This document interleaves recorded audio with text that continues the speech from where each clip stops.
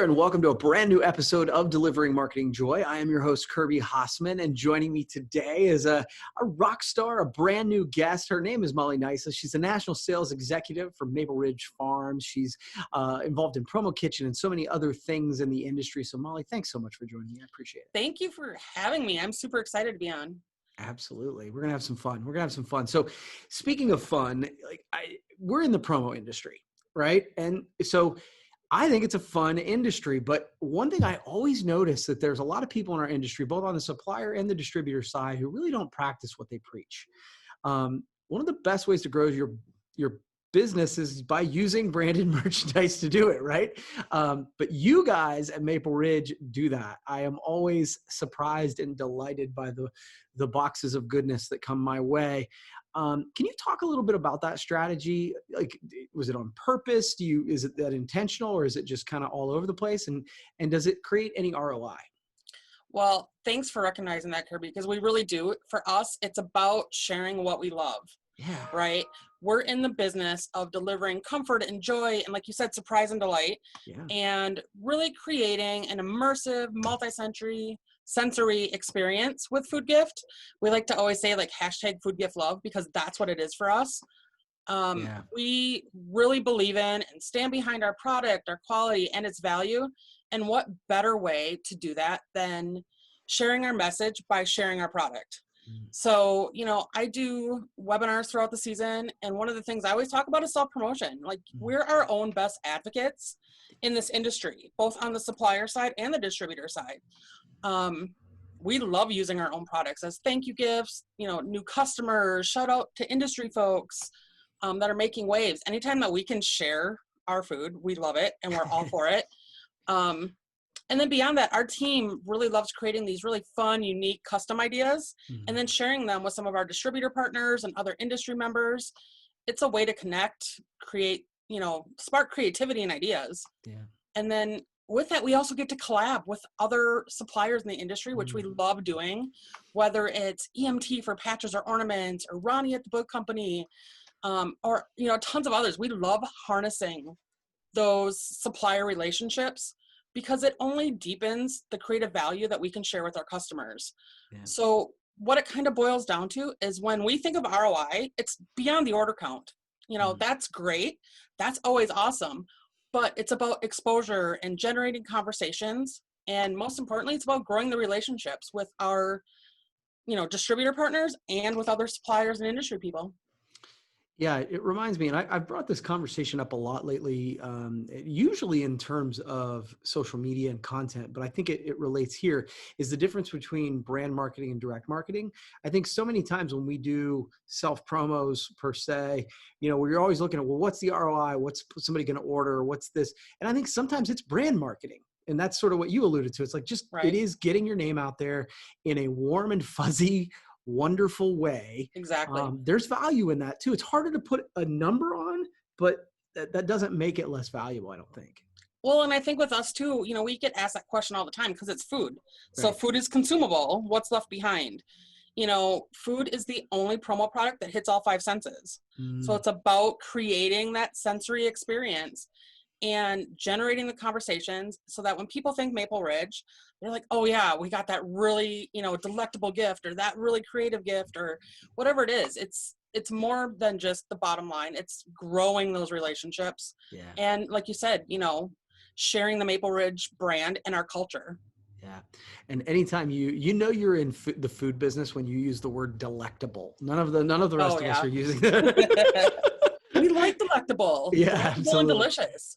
So another thing about you guys, one of the things this year, now more than ever, but this year more than ever, we've heard about suppliers jumping into the dropship business, which of course means, as a distributor, we're in the dropship business. But you guys been doing dropship for years. I mean, we've utilized your program. So if you are, whether you're a distributor listening to this, an end user, whatever, what are some advice that you can give people on creating an effective program that ships directly, not just to an office, but to their homes?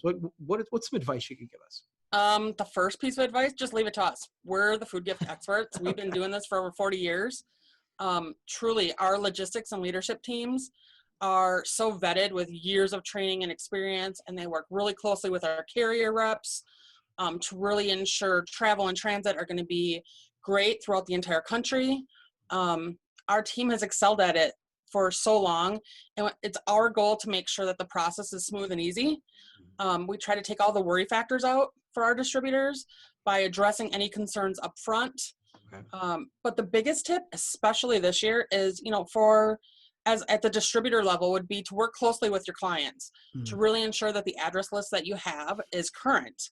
With so many people still working remote, getting that accurate list up front will really help get the gifts in the right hands in a timely manner without hiccups down the line that could cause delays. So I think we're so used to, like, we see year after year, the same customers have been drop shipping gifts. Like you said, it's something we've always done, and we do it all year round. But this year, it's just really important. It's something I talk about with all of my customers when I'm on the phone is, make sure that they're not just relying on a pass list. Make sure that if they have customers working from home, that they have the residential addresses. When this all kind of started, we started seeing a lot more drop shipping earlier in the season than we typically would. Right. And there was a lot of stuff coming back because they were going to offices that were closed. So yeah, it's almost like, I think in the past, and maybe right, wrong, or indifferent, I feel like the list was the last thing that we'd think about. And I think this year, because there's so many moving pieces, it's almost like as you're picking the item, you need to be figuring out the list on the front end, not the back end. Does that make sense? Yeah, for sure. Yeah. And, our team, that's something I can say I'm really proud to be part of a sales and service team. It's more than sales. It's the service with our customers. Right. And really, we have those conversations up front. Like, we have all of those conversations up front when we start about a project. It's more than just what item are you looking at? It's, does it need to go bulk to one location? Does it need to go individual to recipients? And all these other factors in between, so that our customers go into the project with us knowing that, yeah, you know what, something I may not have thought of. I really should reach out to them and make sure that the list they have isn't just something they're pulling from, an old database or whatever. So it's having the conversations can take all the worry out of the back end of it. Yeah. So you are in the gift and fun business and the delectable business, right? But let's face it, we were just talking before we started recording. I mean, this has been a crazy year, and it can be stressful. Even though you're in the business of fun, it can be stressful to make it all happen. So how do you keep it fun during this busy season and stressful time? We eat chocolate. All kidding aside, we have a really amazingly fun team, starting at leadership all the way down, and we love to get creative. So we go from about 220 full-time employees to about over 200 in the fourth quarter. Wow. So once we get into that swing, our leadership teams really make sure that we have a lot of things lined up to keep things interesting. We have long days here at the farm, like trying to get everything out the door in time. And, we've been really fortunate to have, things in place to do that. But we host a lot of theme days. So on Fridays, you'll see Backwards Day or Wear a Logo Day. That was always fun because it's a lot easier than you think. We're in the branded industry. Let's support that and enjoy it and celebrate it. Black and White Day, support a team, stuff like that. We also do a United Way, a full week of United Way events, which always ends with a gelato cart and caramel apple sales. So again, more food, right? Love it. And then we're so used to hosting a ton of potlucks and lunches. So with everything going on, we've had to be a little bit more creative, and our team's nailed that too. So we have box lunches brought in and things like that. So it's all about, we have music playing throughout the place. People often ask me what Maple Ridge is like this time of year. And I use this analogy. You take Willy Wonka, you take Candyland, and you take the North Pole. You put it all inside a snow globe and you shake it really hard.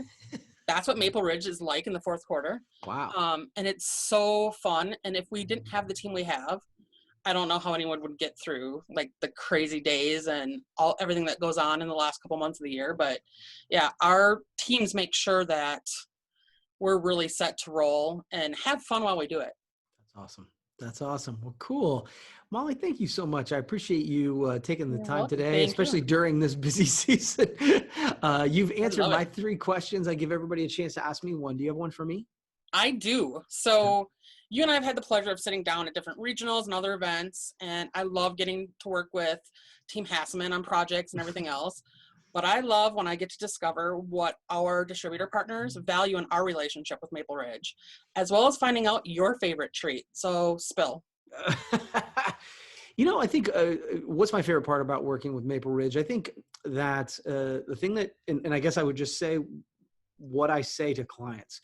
I think that actually you and I've talked about this, I know separately, in the sense that food is a thing that is given, and there is some great food out there if they're buying it at local grocery stores, things like that. But at the big box stores, I'm always fascinated by how when that food would have to have been made. So whenever I talk about you guys, is I talk about the freshness of the food and how it's made, right as it's ordered and that sort of thing. So that's what comes to my mind. The funny thing about me is I'm not a giant sweet eater, but for me, I'm more into the cashews and the nuts and that sort of thing. I think that probably most of the year I am cheap about the nuts that I eat, whereas it's much more delectable this time of year. There you go. When I get the chance to have some Maple Ridge Farm, so I appreciate that. Well, thank you. Like I said, I love asking what people like. You could poll our building. You could poll just one department, and you'd probably get 10 different answers as far as what fair. people like the best. So Yeah, I always like hearing what people on the other side of the farm, I love it. so to speak, like the most, and which ones they tend to gravitate towards. So That's fair. That's fair. Well, hey, Molly, thank you so much. I really thank appreciate you you. taking the time, and we'll do it again sometime. Okay. Sounds great. Thanks for having me, Kirby. Cool. Well, that's going to wrap up this edition of Delivering Marketing Joy. We'll see you next time.